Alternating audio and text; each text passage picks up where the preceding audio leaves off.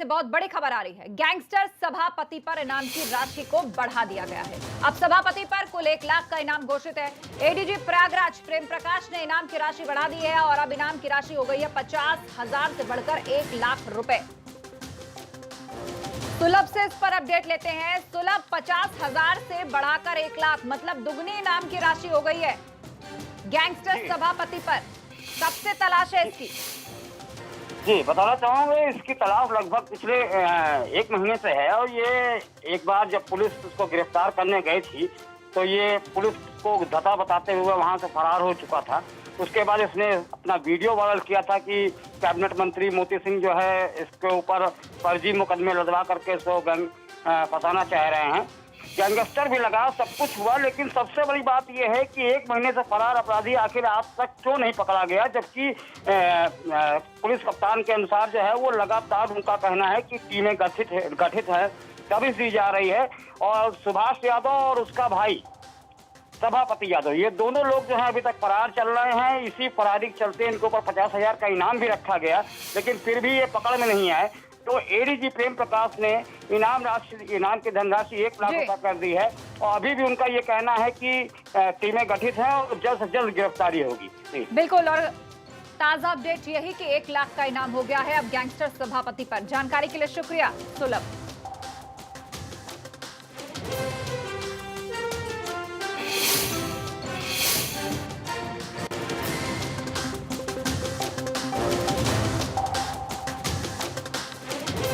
अगली खबर का रुख करते हैं जो बागपत से आ रही है। यहां सपा नेता अभवीर यादव नजरबंद कर दिए गए हैं। पुलिस ने अभवीर को नजरबंद किया है और उसके बाद समाजवादी कार्यकर्ता भड़क उठे और पुलिसकर्मियों के साथ उनकी नोकझोंक हुई, नारेबाजी शुरू हुई। पुलिस ने रोकने की कोशिश की तो दोनों के बीच में एक टकराव की स्थिति बनी, जो हम आपको तस्वीरों में दिखा रहे हैं। कलेक्ट्रेट में प्रदर्शन की अभवीर ने चेतावनी भी दी थी और फार्म हाउस में अभवीर को इस वक्त नजरबंद किया हुआ है। फार्म हाउस के बाहर पुलिस बल की इस वक्त तैनाती है।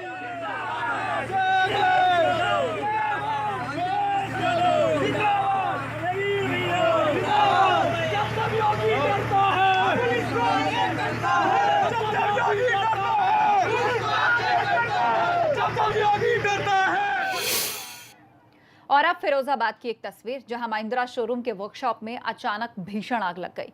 बताया जा रहा है कि शोरूम के स्क्रब यार्ड में आग लगी और आग लगने की खबर जैसे ही फैली, दमकल दस्ता वहां पर पहुंचा और 3 गाड़ियां लगातार आग बुझाने के काम में जुट गईं। आग से कितना नुकसान हुआ है इसका आकलन फिलहाल चल रहा है, लेकिन हम तस्वीर आपको दिखा रहे हैं कि देखिए, आग लगने के बाद सब कुछ जलकर खाक हो चुका है।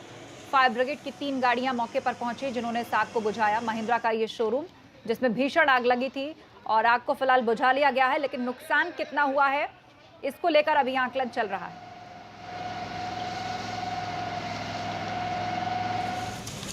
शोरूम और आसपास जो प्रॉपर्टी थी वो भी जलकर खाक हो गई है। पुलिस की संवेदनहीनता की सारी हदें पार कर देने वाला एक मामला कन्नौज में सामने आया। सौरख थाना इलाके में एक सिपाही ने दिव्यांग को बुरी तरह पीटा। इस दौरान पीड़ित दिव्यांग लगातार दया की भीख मांगता रहा, पर खाकी के नशे में चूर सिपाही दिव्यांग को उसकी पत्नी के सामने ही पीटता रहा।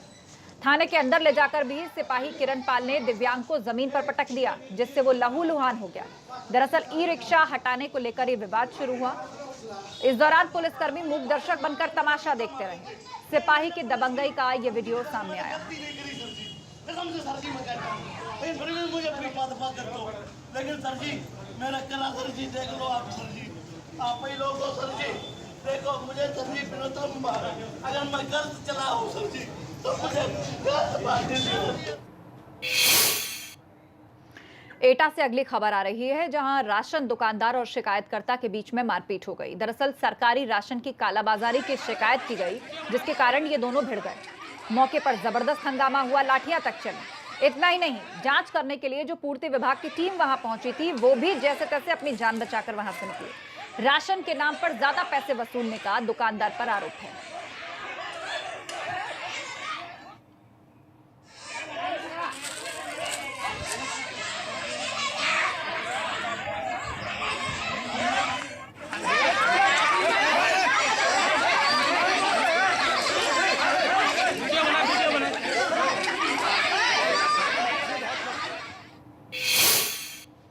और अब बात तो उस खबर की जिससे खुद यूपी के एनकाउंटर पुलिस सवालों में घिर चुकी है। जी हां, कानपुर पुलिस की लापरवाही की एक तस्वीर आप भी देखेंगे तो चौंक जाएंगे।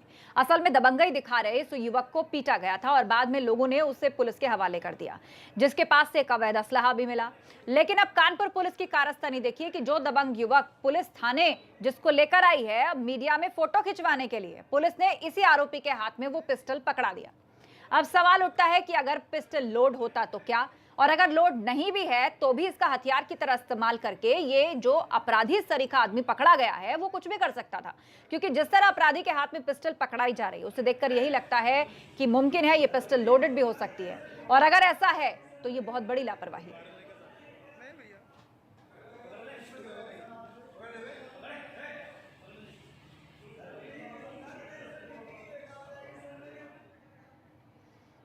और अब कानपुर से एक बड़ी